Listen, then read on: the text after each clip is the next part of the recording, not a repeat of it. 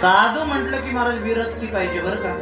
साधू म्हटलं की विरक्ती पाहिजे. साधू कोणाला म्हणतात? आमच्या गुरुजींनी साधूची व्याख्या केलेली आहे. कोणाला साधू म्हणतात? ज्याने 6 धुतलेले त्यांना या ठिकाणी साधू म्हणा. किती सोपी व्याख्या आहे. 6 ज्याने धुतलेले अर्थात काम, क्रोध, लोभ, मोह, दंभ आणि अहंकार ज्याने बाजूला सोडलेले आहेत त्याला या ठिकाणी साधू म्हणा. ही माळ इंद्राने गळ्यामध्ये घातली आणि त्याला त्या माळेचं महत्व, त्या प्रसादाचं महत्व कळालं नाही. त्याने ती आपल्या गळ्यामधून काढली. ज्या ऐरावतावर बसलेला होता ना त्या ऐरावताच्या गळ्यात घातली. त्या ऐरावताला हत्तीला काय त्या माळेची किंमत? महाराज त्या हत्तीने सोंडेने माळ तोडून आपल्या पायाखाली तुडवली.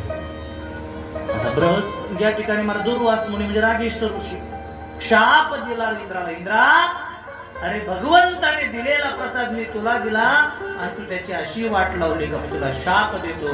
म्हणजे तुला पदाचा अभिमान झालाय, संपत्तीचा अभिमान झालाय, पदाचाही अभिमान झाला. पण ऐक इंद्रा, ज्या संपत्तीचा तुला अभिमान झालेला आहे ना ती सर्व संपत्ती पाण्यामध्ये बुडेल आणि तुझं पदही महाराज स्वर्गाचं जाईल.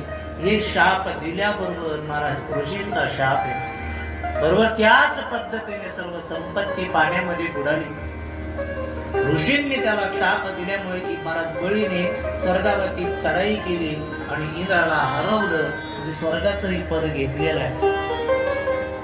आता देव इकडे तिकडे पडू लागले. देवांची माता अदिती वर का कश्यप ऋषीची पत्नी आहे. कश्यप ऋषीची पत्नी. तशी देवांची ही माता महाराज अदिती ही देवांची माता आहे आणि दिती ही दैत्यांची माता आहे. दैत्यांची माता.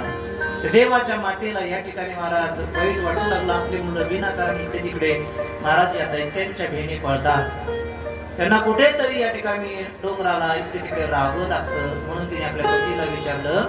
त्यांनी सांगितलं म्हणजे काय करावं. त्या पतीने पयोवृत करायचं सांगितलं. तोही कथेचा भाग आहे. पण सर्व देव ब्रह्मदेवाकडे गेले. ब्रह्मदेव विष्णू भगवंताकडे गेले आणि विष्णू भगवंताने सांगितलं, बाबांनो, तुमची जर ही अवस्था दूर व्हावी असं वाटत असेल तर तुम्हाला जी पाण्यामध्ये गेलेली संपत्ती परत मिळावी असं वाटत असेल तर समुद्र मंथन करावं लागेल. समुद्र मंथन. समुद्र मंथन करायचं पण देवादेवामध्ये मंथन होणार नाही. तर तुम्हाला साह्य कोणाचं घ्यावं लागेल? आसुरांचं साह्य घ्यावं लागेल, दैत्यांचं साह्य घ्यावं लागेल. म्हणजे ठीक आहे. मग समुद्र मंथन करायचं ठरवलं. त्या दैत्यांसोबत गोड गोड गोड गोड बोलले. अगोदर